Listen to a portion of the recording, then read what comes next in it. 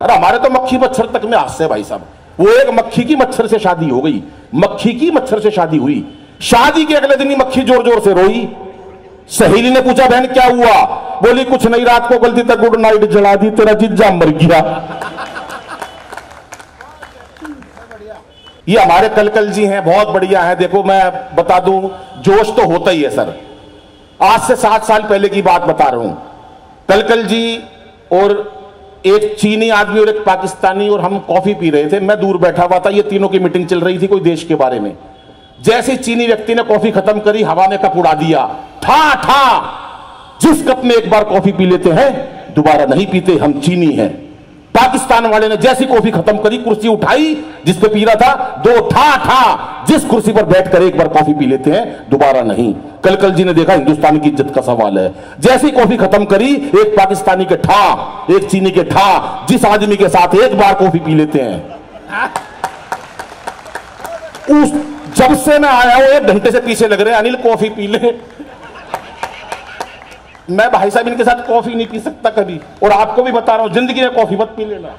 ये मस्त लोग हैं, हमारे अरुण भाई हैं, बहुत बढ़िया आदमी है, इनका भी कोई मुकाबला नहीं। अभी पीछे मैं एक अपनी मर्सिडीज लेने गया सर को यकीन है पर ये इनको ये विश्वास नहीं हो रहा। मैं मर्सिडीज लेने गया, जैसे शोरूम में गया 10,000 रुपए कम रह गए कोई हिसाब किताब में। अब 10,000 रुपए कम रह गए। वो बोला जी डिलीवरी नहीं मिलेगी। मैंने कहा क्यों?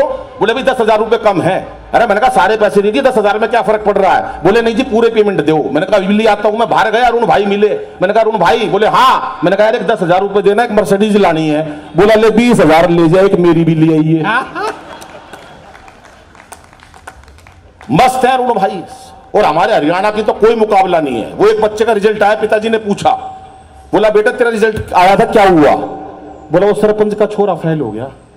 अरे बोला सरपंच का हो गया और तेरा क्या हुआ? बोले गांव के उसका डॉक्टर का लड़का फेल हो गया। अरे बोला तेरा क्या हुआ? बोले इससे ज्यादा क्या कहूं, प्रिंसिपल का बेटा फेल हो गया।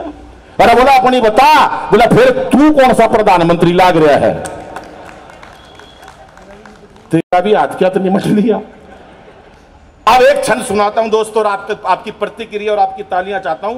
मस्ती की बात है, मस्ती से सुनिएगा। लेकिन आज हमारी देश की बेटियां, हमारी छोटी छोटी बच्चियों को जब हम गर्भ में मार देते हैं, लेकिन दिल्ली पुलिस में मैं जब अपनी बहनों को, अपनी बेटियों को देखता हूं तो 4 पंक्तियां समर्पित करता हूं कि इसे बेटा बना पालो तो ये इतिहास छू लेगी, इसे बेटा बना पालो तो इतिहास छू लेगी। करो विश्वास बेटी पर तो ये विश्वास छू लेगी। कभी जीवन में बेटी को नजरअंदाज मत करना। जरा से पंख खोलोगे तो ये आकाश छू लेगी, जरा से पंख खोलोगे तो ये आकाश छू लेगी। देश की बेटियों ने हमारे लिए पूरे देश में काम किया है।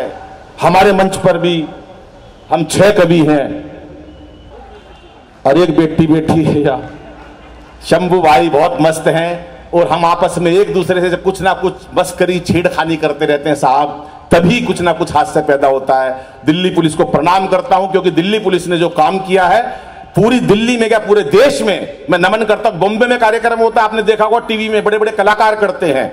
और दिल्ली बॉम्बे पुलिस का जैसे नाम है, दिल्ली पुलिस ने जो इस बार काम किया है, मुझे लगता है एक दिन हिंदुस्तान की श्रेष्ठ पुलिस दिल्ली पुलिस होगी, ये मैं वादा करता हूं। क्योंकि जिस प्रकार से इस बार कोरोना में आप लोगों ने लड़ाई लड़ी है, ये मैंने सच्ची कही है। कोई इसमें वो नहीं है कि भाई कोई चमचागिरी करी है, ऐसा कुछ नहीं है। मतलब जो बात थी मन में वो कह दी मैंने। पुलिस से डर लगता है, इसका मतलब ये नहीं कि झूठ बोलूंगा। मैं झूठ क्यों बोलूं उस मंच से? 4 पंक्ति सुनिएगा साहब कि कोरोना बीमारी में क्यों हो रहे हैं जबरदस्त काम, चाहे वो मंदिर का काम हो, चाहे धारा 370 का हो, चाहे कोरोना बीमारी का हो। क्यों? क्योंकि ढीलापन नहीं है। अब सुनिएगा साहब, मस्ती लीजिएगा कि कोरोना, सुदीप सुनो, कि कोरोना बीमारी में ये सावधानी अपनाई, कोरोना बीमारी में ये सावधानी अपनाई, जब तक दवाई नहीं तब तक ढिलाई ना। कोरोना बीमारी में ये सावधानी अपनाई, जब तक दवाई नहीं तब तक ढिलाई ना। धारा 370 की नीति ये बनाई गई, जब तक हटाई नहीं तब तक ढिलाई ना। जब तक हटाई नहीं तब तक ढिलाई ना। राम जी का मंदिर बनाने की कसम खाई, हुई सुनवाई नहीं तब तक ढिलाई ना। ढिलाई ना। और अब सब मिलके बोलेंगे तो मुझे भी मजा आएगा कि धारा 370 की नीति ये बनाई भाई, जब तक हटाई नहीं तब तक ढिलाई ना। राम जी का मंदिर बनाने की कसम खाई, हुई सुनवाई नहीं तब तक ढिलाई ना। कि राम जी का मंदिर बनाने की कसम खाई, जब तक सुनवाई नहीं तब तक ढिलाई ना।